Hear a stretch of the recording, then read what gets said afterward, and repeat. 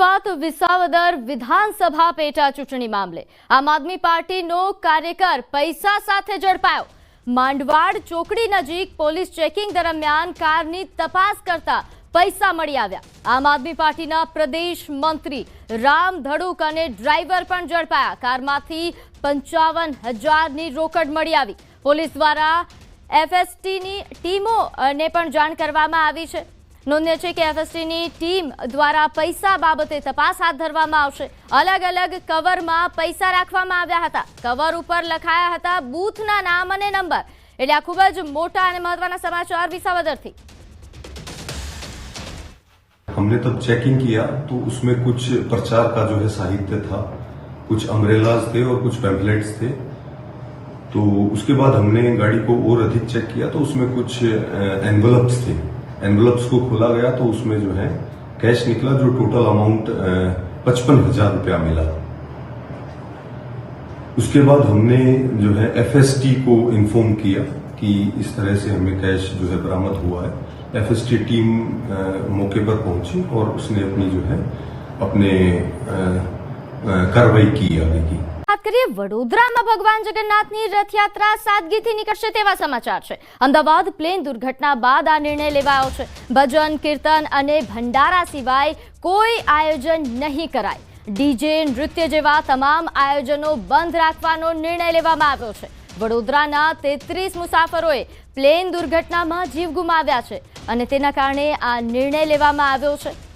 તમામ 33 મુસાફરોને શ્રદ્ધાંજલિ પણ અત્યારે વડોદરાવાસીઓ આપી રહ્યા છે। તે દરમિયાન આ મહત્વપૂર્ણ નિર્ણય લેવાયો કે વડોદરામાં જે ધામધૂમથી રથયાત્રા નીકળતી હોય છે જગન્નાથજીની, એ રથયાત્રા આ વખતે સાદગીથી નીકળશે।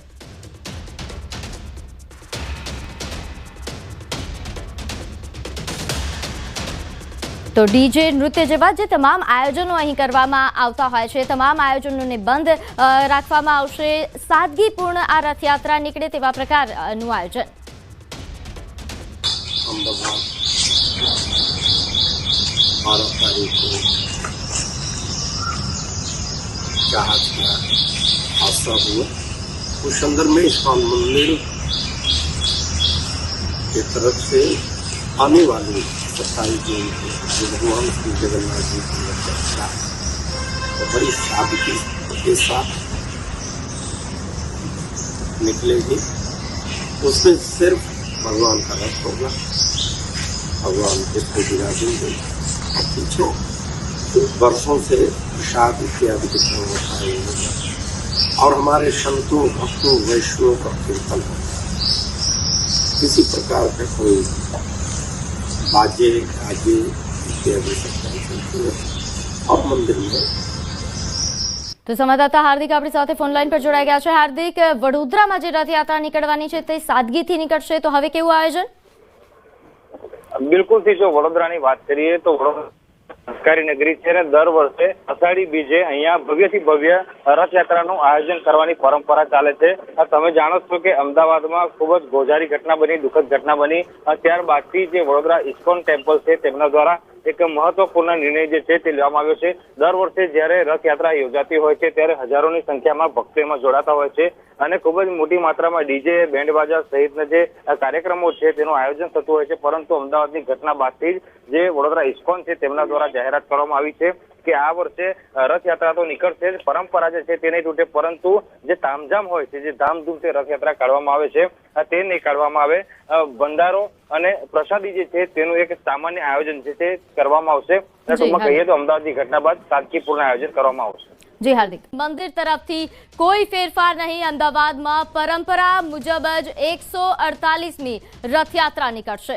રથયાત્રાને લઈને ચાલી રહેલી તૈયારીઓને હવે આખરી ઓપ પણ આપવામાં આવી રહ્યો છે। રથયાત્રા ખૂબ જ સાદગીથી નીકળે તેવી વાતો થતી હતી, પરંતુ હાલ કોઈ ફેરફાર નહીં।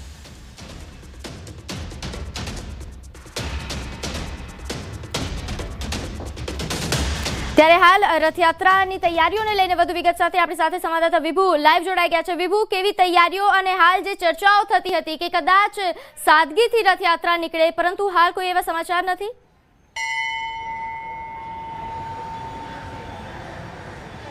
પ્રીતિ, એક ચર્ચાઓ ચાલી રહી હતી કે રથયાત્રા છે તે ખૂબ સાદગીથી નીકળશે, તેના માટે સત્તાવાર શું મંદિર ટ્રસ્ટીનું કહેવું છે, તેને માટે અમે લોકો અત્યારે જગન્નાથ મંદિર આવ્યા હતા. જગન્નાથના મંદિરના ટ્રસ્ટી સાથે વાત થઈ છે.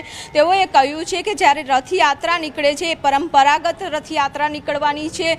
એમ જે રથયાત્રામાં કોઈ ફેરફાર છે તે કરવામાં નથી આવ્યા. હાલ તો કોઈ સૂચના છે તે પણ નથી આપવામાં આવી સરકાર તરફથી, કે કોઈ બેઠક પણ નથી કરવામાં આવી. પરંતુ અત્યારે આપને મંદિરમાં પણ દ્રશ્યો બતાવવા માંગીશ કે જે અત્યારે ભગવાન જગન્નાથ છે તે મોસાળ છે અને અહીં મંદિરમાં જે તૈયારીઓ છે તે શરૂ કરી દેવામાં આવી છે. રોજે રોજ ચેકિંગ છે તે મંદિરથી લઈ અને રૂટ અને સાથે જ સરસપુર જ્યારે ભગવાન જગન્નાથ છે તે જતા હોય છે ત્યાં આખા રૂટનું ચેકિંગ છે તે કરવામાં આવી રહ્યું છે.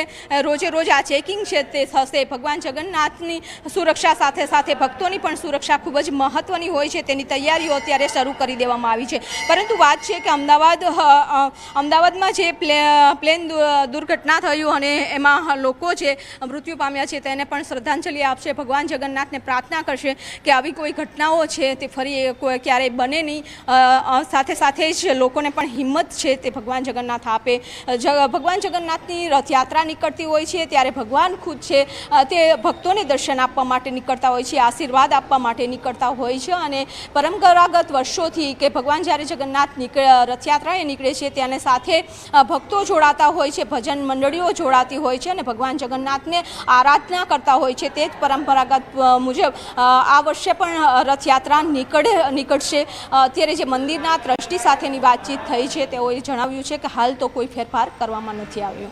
જી બિલકુલ. તો જે રીતે આપે જણાવ્યું કે કોઈ ફેરફાર નથી, એટલે જે રીતે હંમેશા ધામધૂમથી રથયાત્રા નીકળતી હોય છે એ પ્રકારે રથયાત્રા નીકળશે. આ વખતે રથયાત્રામાં કેવા પ્રકારની તૈયારીઓ અત્યાર સુધીમાં કરવામાં આવી છે, હવે આગળ કેવા પ્રકારની તૈયારીઓ થઈ રહી છે?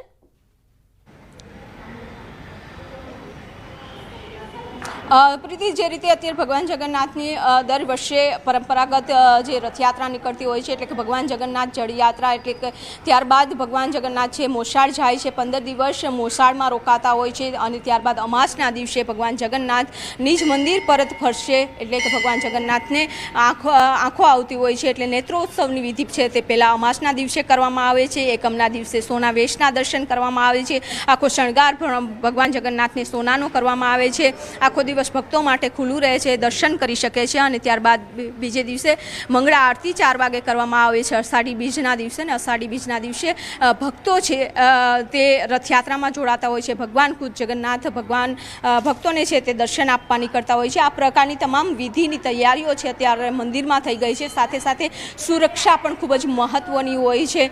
ભક્તોની સુરક્ષા માટે હજારોની સંખ્યામાં જે પોલીસ સ્ટાફ છે તે પણ ઉપસ્થિત રહેતો હોય છે. અલગ અલગ એજન્સીઓ છે તે પણ રથયાત્રાનું છે તે રૂટનું ચેકિંગ કરશે. સાથે મંદિરનું પણ ચેકિંગ કરવા માટેની તમામ પ્રકારની વ્યવસ્થા છે તે કરવામાં આવી રહી છે.